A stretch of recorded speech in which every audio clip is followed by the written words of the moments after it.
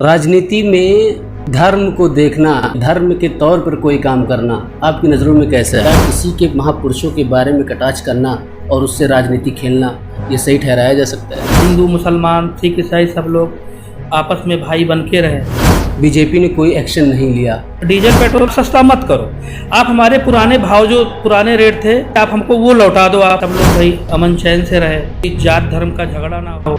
अस्सलाम वालेकुम, आदाब। मैं हूं मोहिउद्दीन आज़ाद और आप देख रहे हैं NIN। आप सभी दर्शकों का NIN में इस्तकबाल व स्वागत है।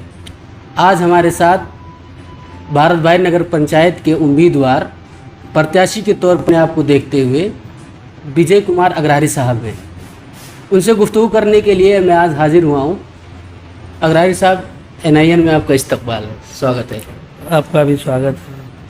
आप नगर पंचायत भारत भारी में किस मुद्दे पे इलेक्शन लड़ेंगे? देखिए, नगर पंचायत में तो मुद्दे बहुत सारे हैं। जैसे ये अभी पहली बार नगर पंचायत का चुनाव होना है, तो हर गांव में सड़कों को लेके या नाली है या जो भी काम समस्याएं हैं, बिजली है, अच्छे अस्पताल होने चाहिए, अच्छी स्कूल होनी चाहिए। तो ऐसी बहुत सारी जो क्षेत्र में काम है उस पर हम लोग काम करेंगे। और हमारा मुद्दा रहेगा कि जैसे जो भी गरीब तबके के लोग हैं जो आवास से वंचित हो, आवास पाएँ और सब लोग सुख में रहें, अच्छी सड़कें हों, अच्छी नाली हो, बेहतर सब रहे। राजनीति में धर्म को देखना या धर्म के तौर पर कोई काम करना आपकी नज़रों में कैसा है? देखिए, धर्म के तौर पे तो हमें लग रहा है ये तो केवल भाजपा भारतीय जनता पार्टी के लोग करते हैं। बाकी जो भी और अन्य पार्टियां हैं वो धर्म को लेके राजनीति नहीं करती हैं। ये तो केवल बस हिंदू मुसलमान को लड़ाना जानते हैं। और ये कब ये कामयाब होते हैं जब ये अपने धर्म को, अपने लोगों को मतलब ये बढ़ा चढ़ा के बिल्कुल कि हिंदू मुसलमान में ऐसी खाई पैदा कर दो। लेकिन जो हिंदू है वो सारे लोग इकट्ठा होकर भाजपा को वोट करते हैं। तो इसलिए ये धर्म पे हमेशा राजनीति करते हैं भारतीय जनता पार्टी के लोग। क्या किसी के महापुरुषों के बारे में कटाक्ष करना और उससे राजनीति खेलना ये सही ठहराया जा सकता है? नहीं, ये बिल्कुल गलत है। हमारे हिसाब से तो बिल्कुल गलत है। ये कटाक्ष करना ये अच्छी बात नहीं है। इससे पहले जो चीज़ें थी बीजेपी ने कोई एक्शन नहीं लिया, तो इस पर आपको क्या कहना है? अब इस पर तो अब ये कहेंगे, चूँकि अगर ये गल्फ कंट्री में मान लिया जाए, ये इन्हें चाहिए कि पहले से जैसे मान लिया जाए कोई भी मामला आते हैं तो उस पर तुरंत उनको एक्शन लेना चाहिए।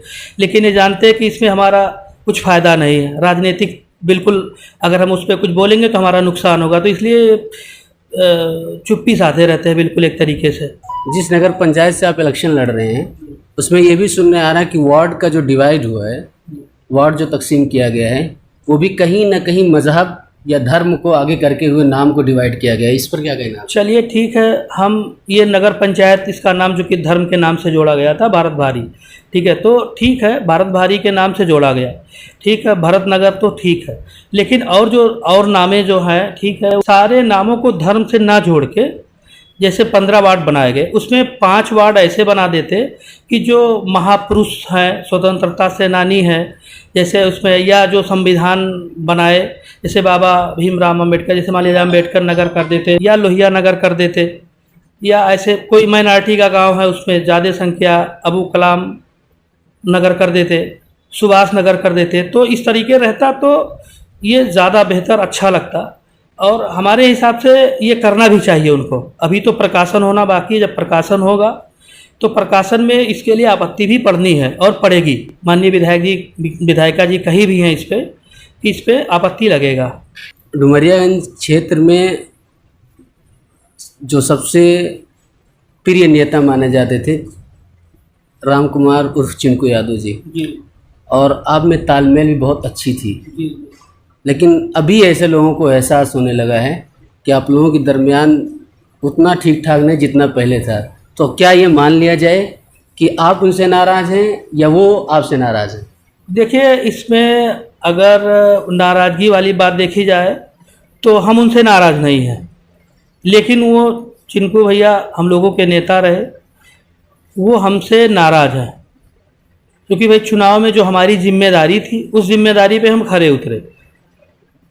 अब उनको अच्छा लगे या ना लगे, क्योंकि नवंबर में हमको भी नगर पंचायत का चुनाव लड़ना था, तो उस स्थिति में हमें लगा कि हमारे लिए यही बेहतर रहेगा कि हम पार्टी के हित में जितना हो सके उतना समय दें, तन मन धन से पार्टी का सहयोग करें।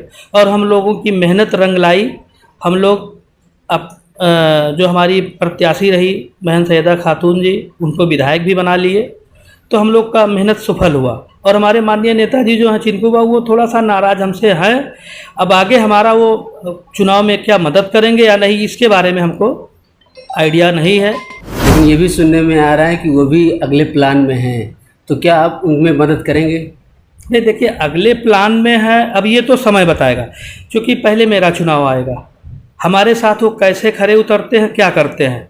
जितना हमारे साथ करेंगे उसका हम डबल उनके साथ करने के लिए तैयार हैं, जो भी हमारे साथ होकर।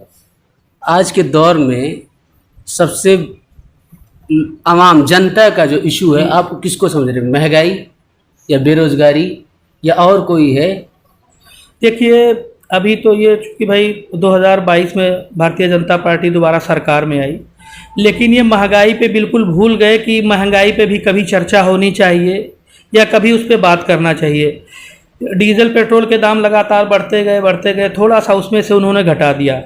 अब वो कह रहे हैं कि मतलब इतना सस्ता कर दिए हम, लेकिन अब तो उसकी मार जनता पे है। अब जनता जानती है कि कितना महंगा क्या हो गया। अभी देखिए, गिट्टी मोरंग के दाम, सीमेंट के दाम, सरिया के दाम, सभी जो इतने महंगे हो गए कि आम आदमी के, मतलब आप ये जान लो कि अगर कोई छोटा सा मकान बनाना चाहे तो उसके लिए उसको सोचना पड़ता है।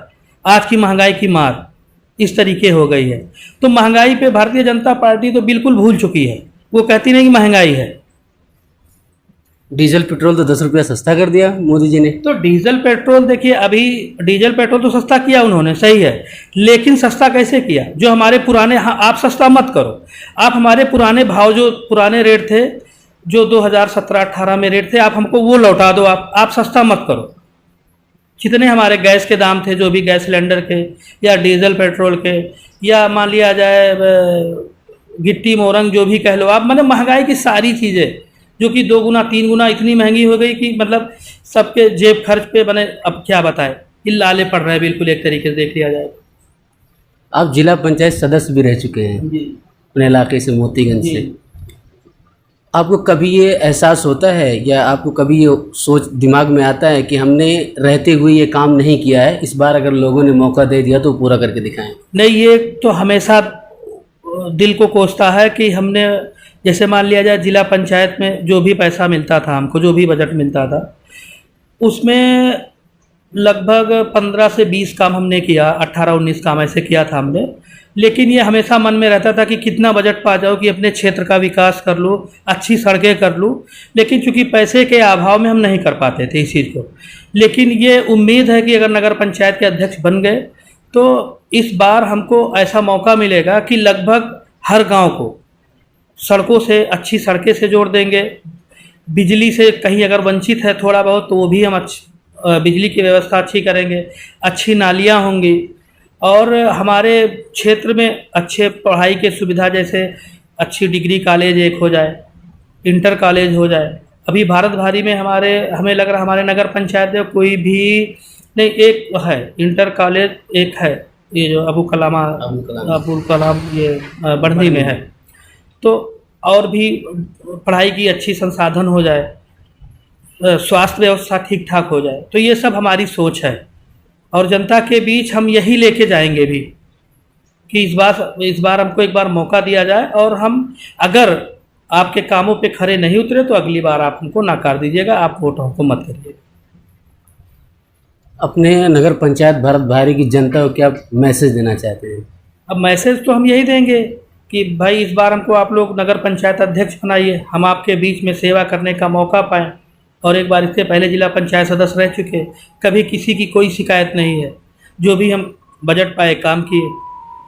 तो इस तक हमारा जो मैसेज यही रहेगा कि सब लोग भाई अमन चैन से रहें, कोई जात धर्म का झगड़ा ना हो, हिंदू मुसलमान सिख ईसाई सब लोग आपस में भाई बन के रहें। जो कह रहे थे कि इस सरकार में महंगाई बहुत ज़्यादा है, हर चीज़ डीजल पेट्रोल और घर से बनने वाले सामान, चाहे वो सरिया गिट्टी मोरंग हो, और साथ ही साथ में उनका कहना है कि अगर इस बार जनता ने हमें चुन लिया तो ऐसे जो जनता के मूल वस्तुएं जो होती हैं जो बहुत ज़रूरी होती हैं उनकी ज़िंदगी में, उनको हम पूरा करने की पूरी कोशिश करेंगे। फिर मिलेंगे किसी ख़ास मेहमान के साथ। मैं हूँ मोहिउद्दीन आज़ाद। देखते रहिए NIN।